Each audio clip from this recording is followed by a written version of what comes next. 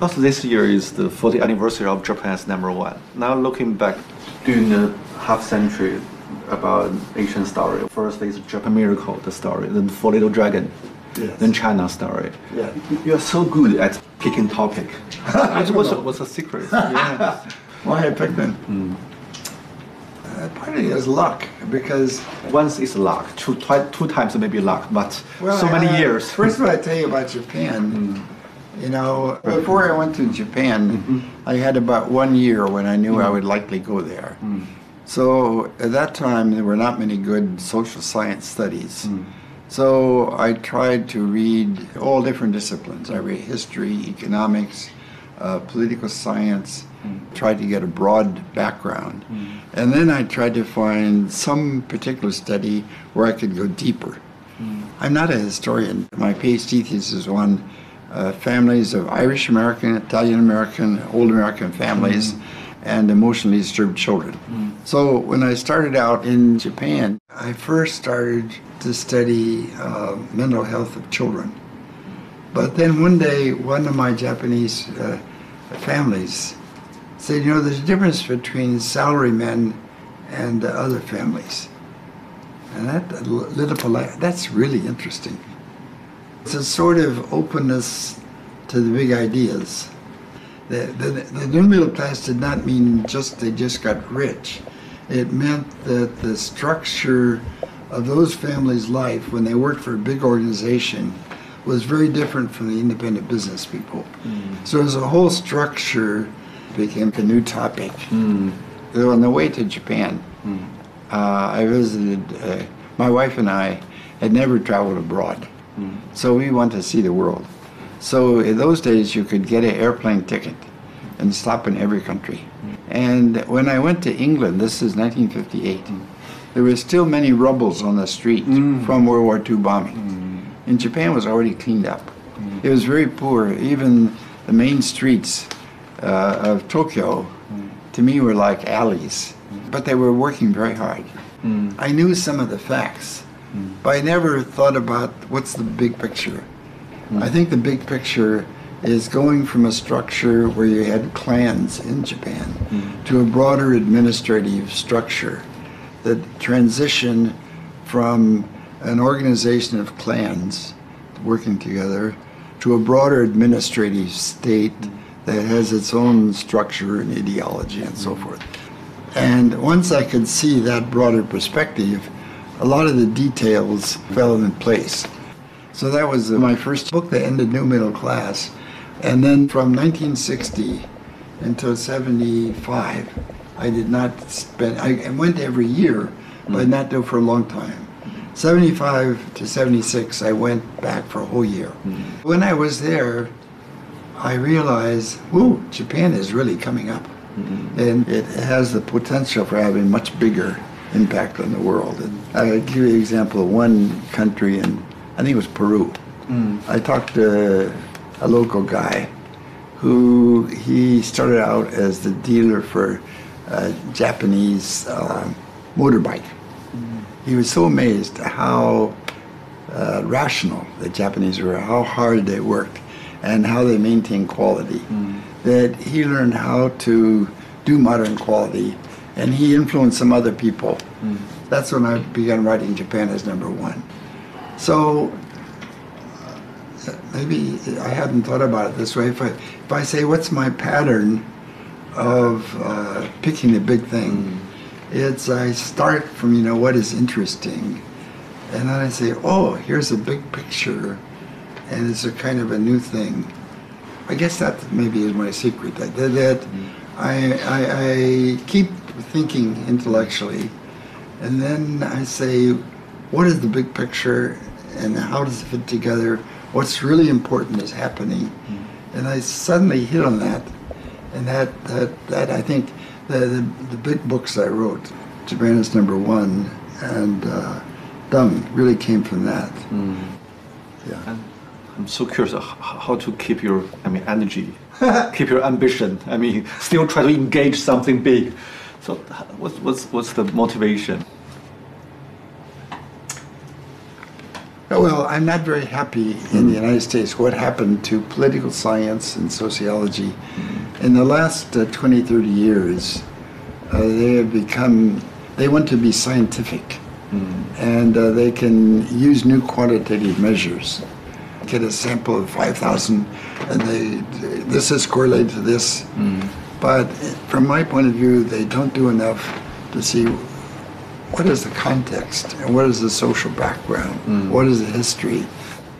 So the kind of research that I like, where you really get to know people and see historical context and see broad context, is not so popular. The other thing is universities now have become too bureaucratic. We have so many problems with females, how you handle females, and how you handle blacks and transgender. So the dean, instead of thinking just scholarly, spends so much time worrying about social issues, which are important, but from trying to build intellectual vitality.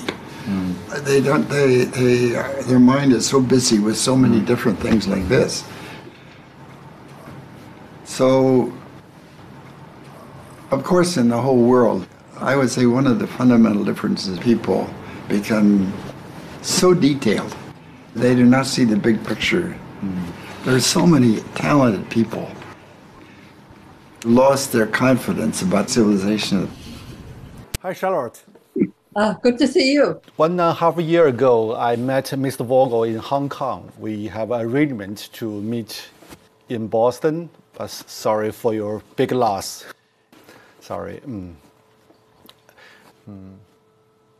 Yeah, Mr. Vogel, he told me in Hong Kong, Charlotte is so smart. He said lots of good words about you. I'm curious because we talk about Mr. Vogel's books, thoughts. He was so energetic. From your perspective, what propelled him to do so much? Well, I think it's very interesting what happened. He was, according to him, I wasn't there, but he achieved very well. He went through high school in 3 years. He went through college in 3 years. He took courses during the summer.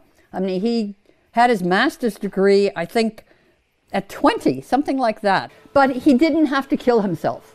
He was a good scholar. It was relatively easy. He could lead a fuller life. And I think what might have kind of kicked him into high gear was when he came back from Japan, he had a job offer from Columbia. And so he and his wife decided sell the house and, think about moving to New York.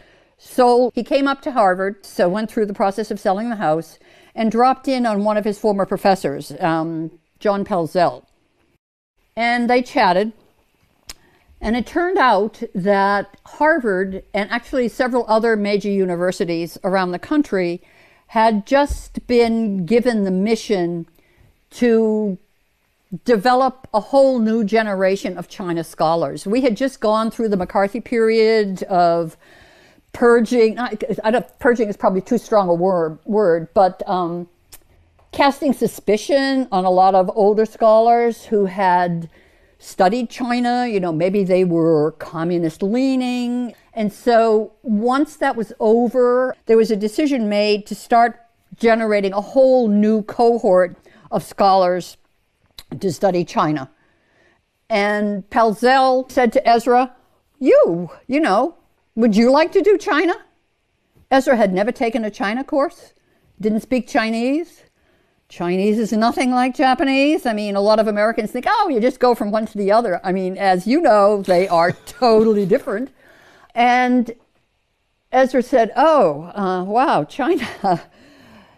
He said he might be interested. So Pelzel got on the phone, called Fairbank and said, Ezra might be interested in this. This is all happening in the space of a long weekend. So Fairbank came over.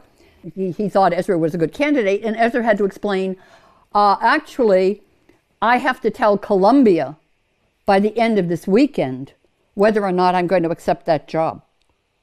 So they said, okay, you can have the Harvard job. And I think that was when he really started to feel burdened, that he was going to have to really work like mad to justify that appointment. I mean, he was so glad to have the opportunity to be involved in a great change. And he was panicked about having to appear as a China expert on the basis of a 3-year fellowship out of the blue. You know, it was this constant need to prove himself worthy of that trust that kept him going. I mean, we knew he was a workaholic. Who doesn't know that? He was just very, very conscientious. From a spouse and kids' point of view, more conscientious than we would have liked. And this was shortly after Ezra had died. And all kinds of people were saying, you know, how much Ezra meant to him. I mean, professional people, former students, people who had been fellows at Harvard, this kind of thing, who had just met him. And so I asked the kids, how do you feel when you hear all of these people praising your father? And I didn't even give them a chance to answer. I said, I'll tell you how I feel. I feel annoyed.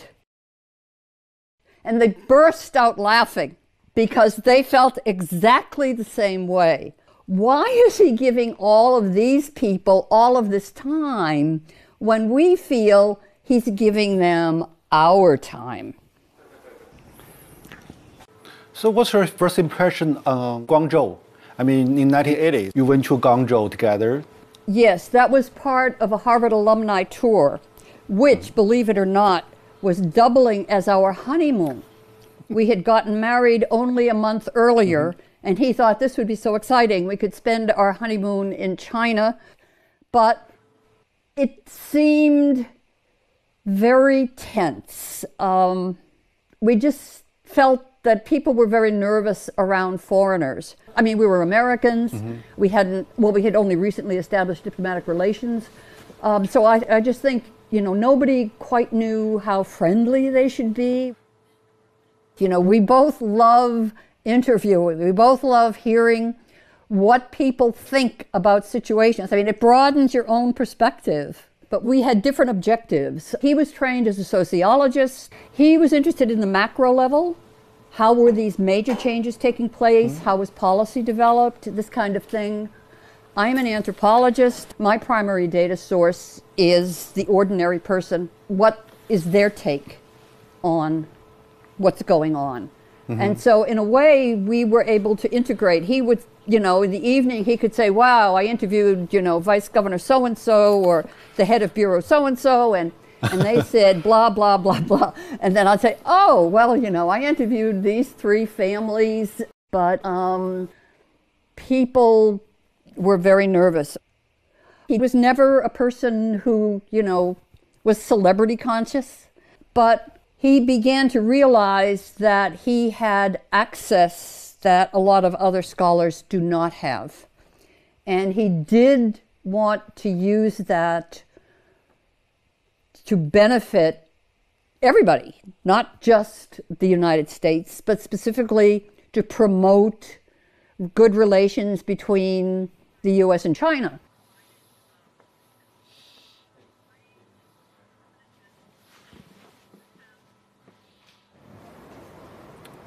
You said before that you study other countries because you want to use others' experience to maybe enlighten the United States. Yes.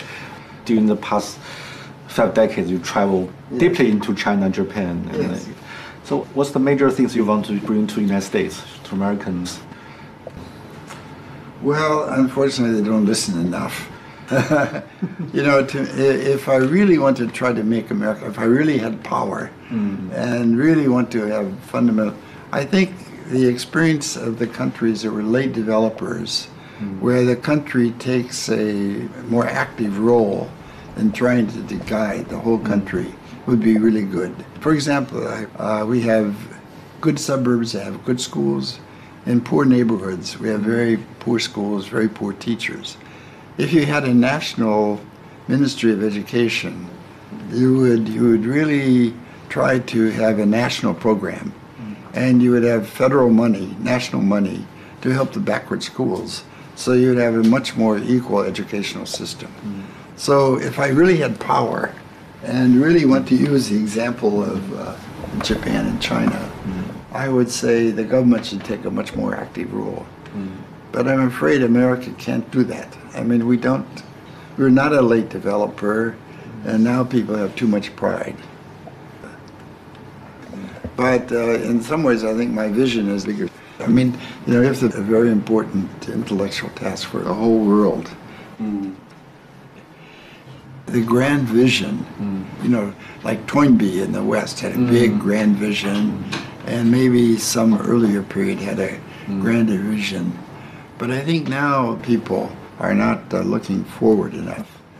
For example, the bureaucrats I knew in the 1950s, that generation who were thinking how you build a modern Japan were really very broad. And the bureaucrats now are much pettier. They've become too small. I think that there are historical changes in different time periods. Whether you have a broad vision makes a big difference. For example, humiliation could be used in different ways. It could be used as a stimulus to study and to learn more, to build a modern organization. The Meiji is, as I say, it's a modernization program and an integrated program, and succeeded, but then they had years of disaster. In the 1930s, they had taught patriotism so successfully that the leaders could not control it. And the defeat by the United States was so devastating, and they suffered so much. And then they had to revise, and now they have to accept a new role in the world. I mean, in a way, it's not so glorious. Japan must accept China as number one in Asia, and America is a much greater, bigger country. They can be a modern country, but it's not so exciting. How to adjust to this new world? They don't have a clear vision. I think in China also, China is new powerful, and they have not yet become comfortable with their power. Now when they go to many other countries, some of the instinct is, look, we're the big shot, please listen to us. There are some people like that, and some other people say, now to get along as we expand, we cannot be too proud. That is a good way. But my impression is that they use a lot of slogans, but they haven't tried to be systematic. They did not have an overall systematic plan about learning from the world in every single area. Geography, local customs, the value system, the religion, the family structure, how to persuade, and how to have deep understanding of people, deeper feelings. For example, in the United States, propaganda is not a good way to persuade Americans. In the long run, this will not succeed very well. So they do not have yet the mature vision about how to adapt to the rest of the world as they grow. From America's point of view, I think after World War II, in a way, it was kind of a peak. We were the one great country in the world with modern industry. And now China will surpass America in some places.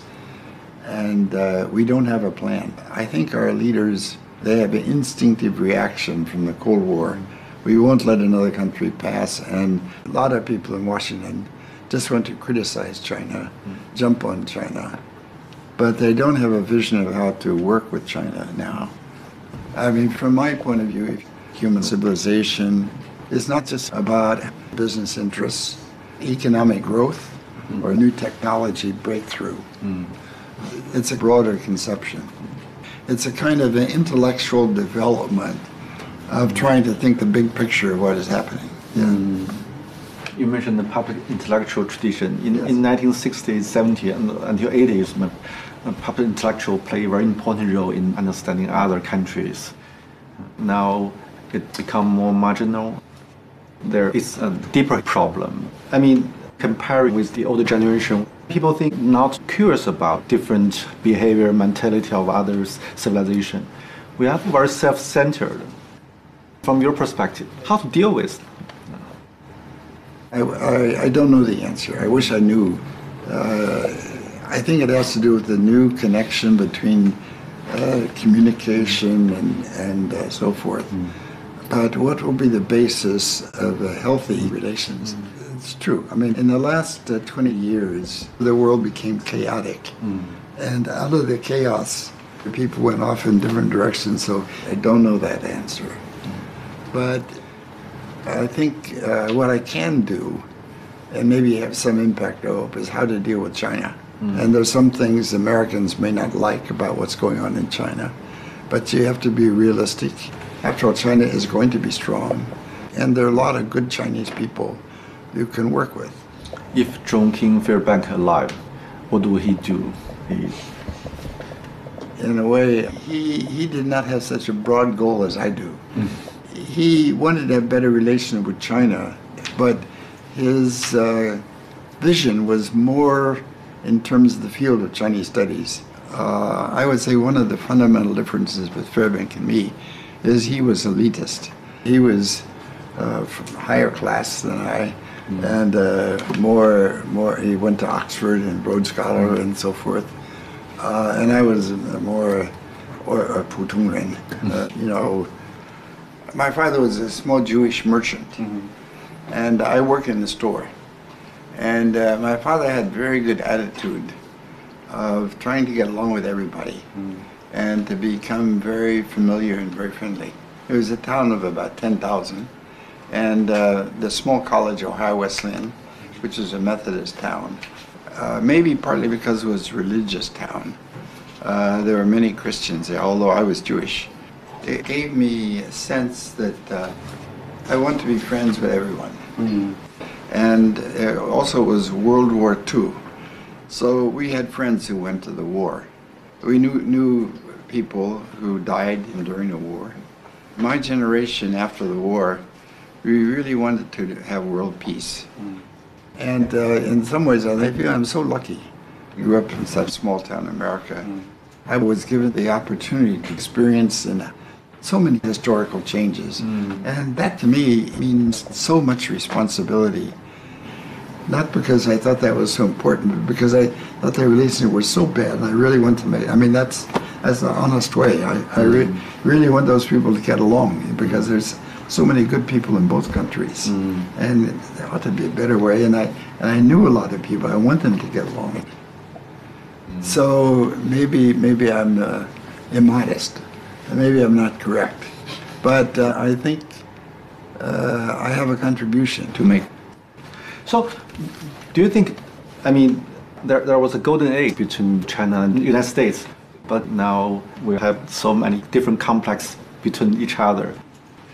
So, I mean, the transition, how the transition happened, is... You know, of course, you know, every country like China and the United States is big and we have many different people. You know, the extreme rightists, the extreme leftists. They don't have the confidence and the vision to really develop a understanding of each other. So how to find a new path. You know, I'm afraid it could be so hard in the near future. But, well, it's also, you know, I think of the missionaries. I'll give you one example. I knew a Guangdong, a guy named Yang Mai.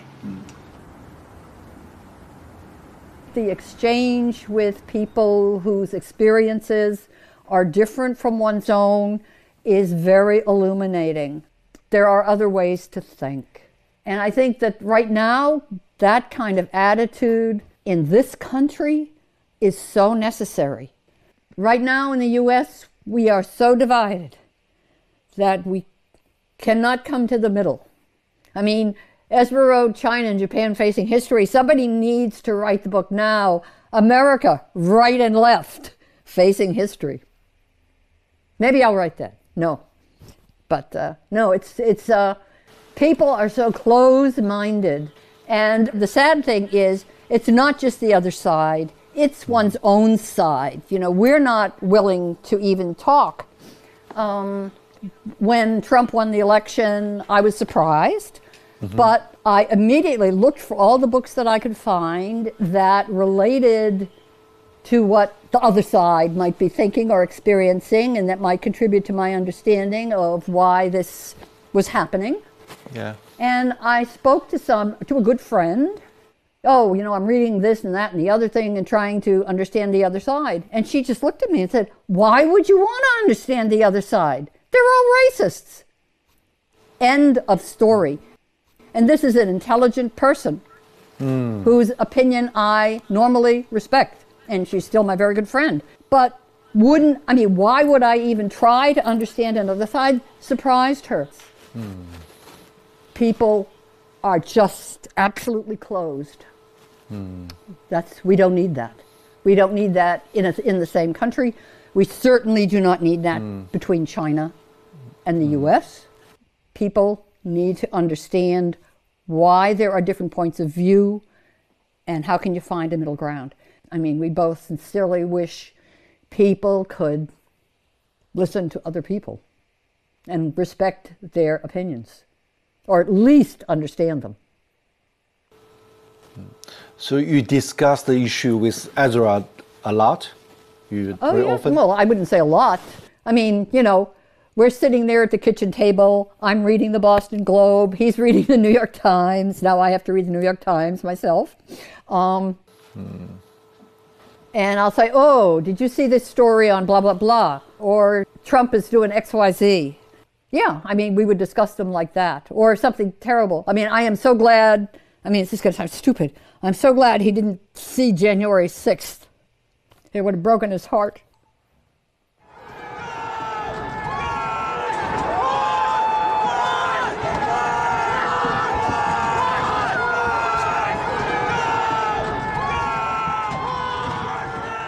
Recently, I always think of Yang Mai. This is a guy who went to Yenching University in the graduate of the late 1940s. He was studying Western economics, a free market economics. In 1949, he knew, oh boy, I will never get ahead. I will fail. So he became an engineer. So from 1949 until early 1980s, he had no 作用, 没有发挥作用. But in Guangdong at the time of the late 80s, because he knew how markets operated. Suddenly he's useful now. Exactly. So suddenly, you know, he would go to a county and the guy in the county say, you know, how do we get enterprise here? So he played a very useful, constructive role. And he was my friend. He was my good friend in Guangdong. And I learned a lot from him. You know, in the whole world, there are so many talented people. Sometimes they have no chance, you know. It's sad, but they never. But sometimes some of those people have a chance later. So when I hear people say engagement didn't work, I say it's crazy. Yeah, history is not ended today. Some of those people who had very good understanding, now they must be very careful. But maybe 10 years later, they could play a very constructive role in development around the world. And now it would need to be organized and to give them more opportunity, more freedom to develop bigger ideas. So I won't give up.